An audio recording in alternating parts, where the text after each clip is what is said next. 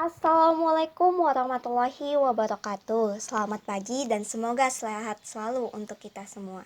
Yang terhormat Bapak Yudas Tarius selaku dosen pengampu pada mata kuliah Sistem Informasi Akuntansi serta teman sejawat kelas yang saya banggakan.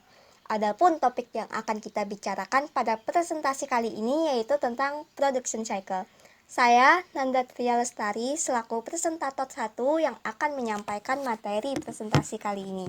Sebelumnya, saya akan memperkenalkan anggota kelompok 4 yang dimana anggota kelompok 4 terdiri dari Alvita Wagiswari, Eka Ainunisa, Juanta Elisir Ginting, Nafa Angelina Paradise, Nanda Tia Lestari, Maulana Atidiansah, Pipit Nopitasari, dan Syekh Fatahillah Hadini. Baiklah teman-teman, langsung saja kita mulai untuk penyampaian dan penyajian materi tentang production cycle.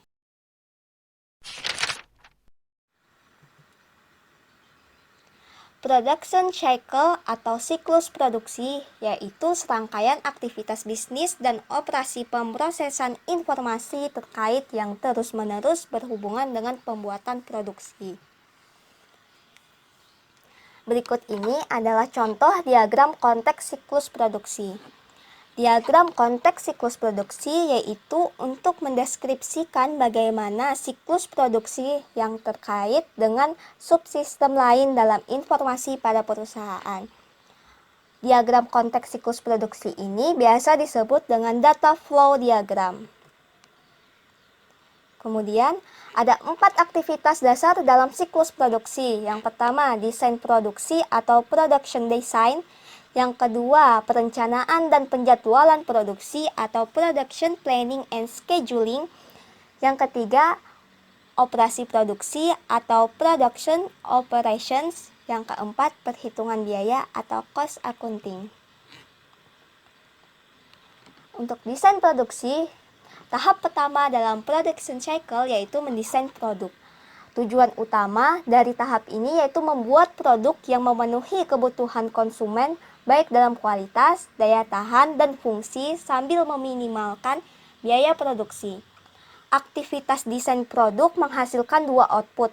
Pertama, bill of materials yang menspesifikasikan nomor bagian, deskripsi dan kuantitas dari setiap komponen yang digunakan untuk menyelesaikan suatu produk.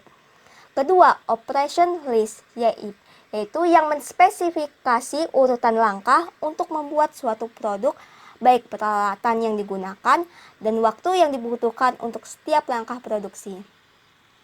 Ancaman utama dalam aktivitas produk desain yaitu desain produk yang buruk. Desain produk yang buruk menaikkan biaya dalam beberapa cara. Misalnya, menggunakan terlalu banyak komponen unik saat memproduksi suatu produk yang serupa. Desain produk yang buruk biasanya dikenakan biaya garansi dan biaya perbaikan yang tinggi. Kemudian, perencanaan dan penjadwalan produksi. Tahap kedua dalam production cycle yaitu perencanaan dan penjadwalan. Tujuan utama dari tahap ini yaitu mengembangkan perencanaan produksi yang efisien dan memenuhi pesanan yang ada, serta mengantisipasi permintaan jangka pendek sambil meminimalkan persediaan bahan baku dan barang jadi. 2 metode umum dalam perencanaan produksi yaitu Manufacturing Research Planning dan Lean Manufacturing.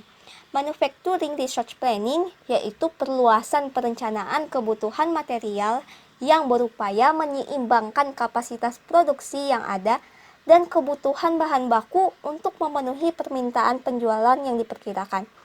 Ada 3 dokumen yang dihasilkan dalam tahap ini, yaitu Production Orders, Material Requisition, and Move Tickets.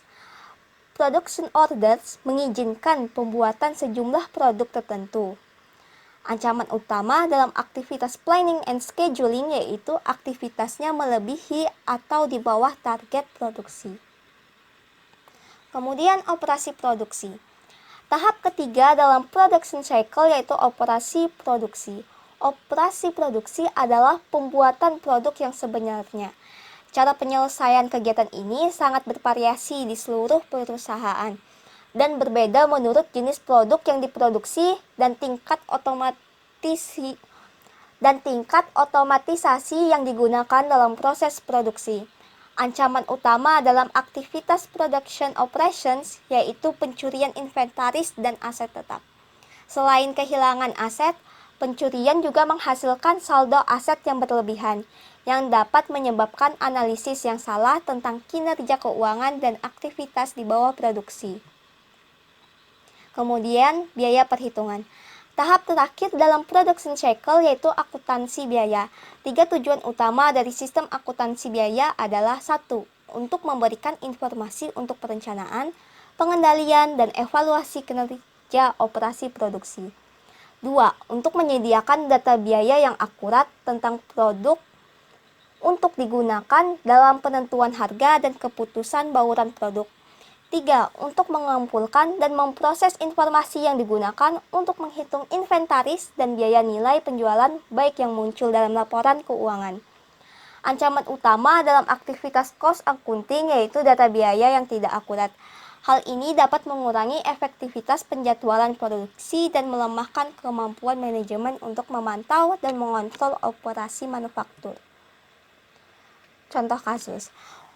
Untuk tahapan contoh kasus, penjelasan materi contoh kasus akan dilanjutkan oleh presentase 2 yaitu Alvita Wagiswari. Saya persilahkan. Presentasi dilanjutkan oleh saya sebagai presentator kedua. Selanjutnya akan ditampilkan contoh dari salah satu kasus yang ada, dan berikut merupakan salah satu contoh kasus tersebut. Dari kasus tersebut diperlukan yang pertama adalah diagram aliran data dari proses produksi seperti yang dijelaskan di atas. Dan yang kedua adalah menjelaskan setidaknya 5 prosedur kontrol yang harus dimasukkan dalam sistem. Yang pertama adalah data flow diagram atau DFD, dan berikut merupakan data flow diagram dari kasus sebelumnya. Proses produksi dimulai dari perform production operation, di mana bagian ini akan melakukan pekerjaannya dengan memeriksa open production order yang memiliki schedule productionnya masing-masing. Selanjutnya, pekerjaan tersebut akan dibawa menuju plan production. Selain dua hal tersebut, plan production juga membutuhkan jumlah stok barang dari inventory beserta dengan sales forecast untuk membuat master production schedule. Master production schedule akan dibawa menuju prepare production order. Pada bagian prepare production order akan mengakses operation list dan juga bill of materials. Dalam melakukan produksi, dibutuhkan pemindaian kartu para staf dan produk yang diproduksi juga perlu dicatat.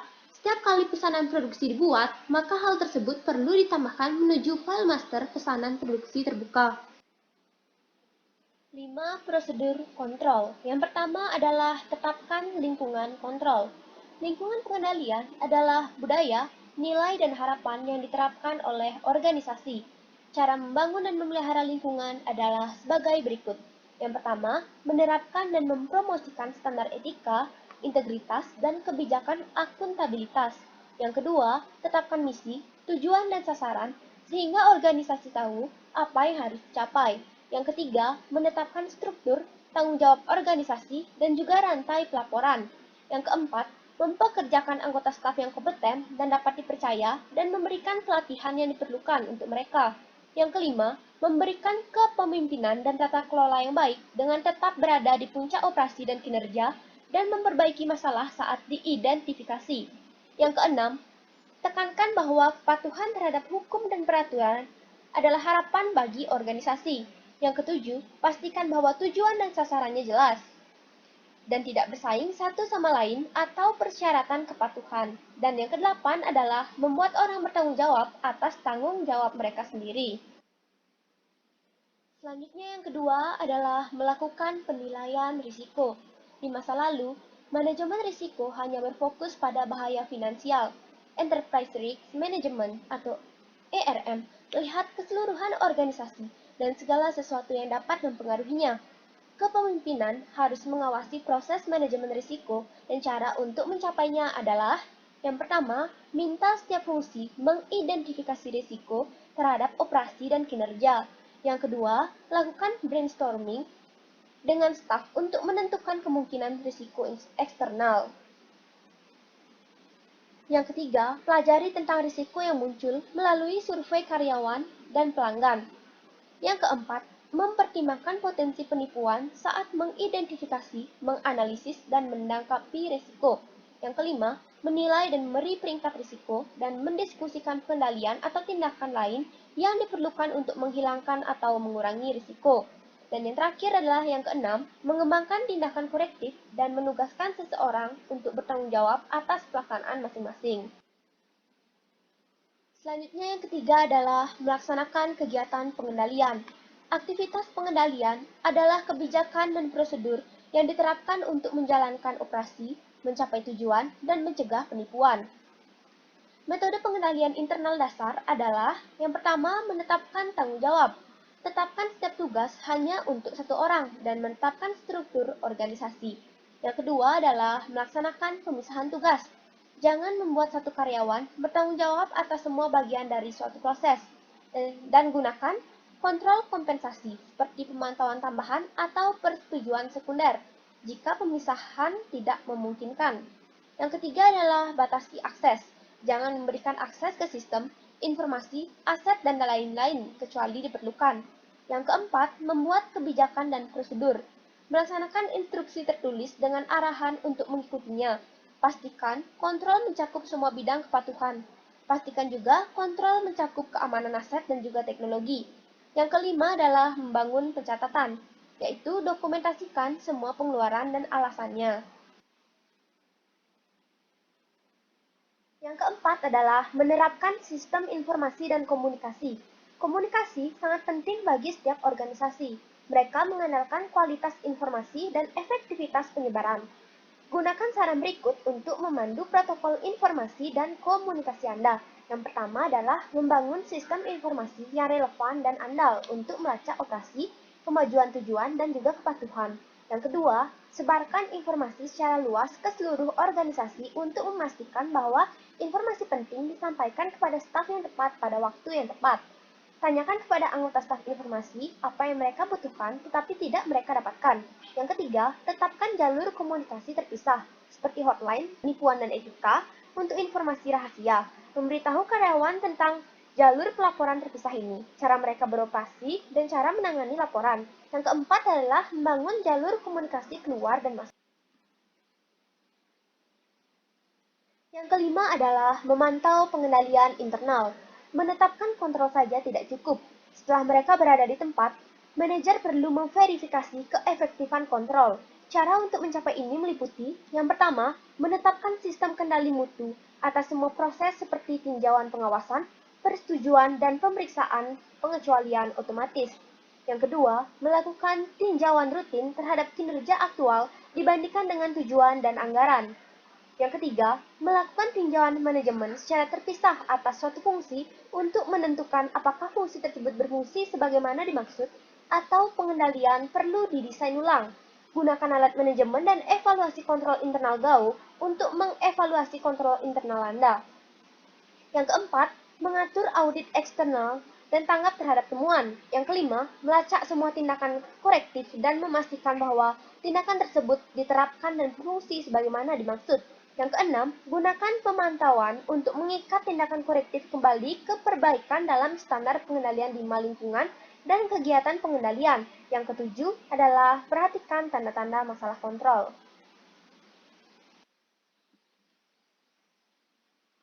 Baik, sekian presentasi dari kami. Jika ada kesalahan kata, mohon dimaafkan. Terima kasih.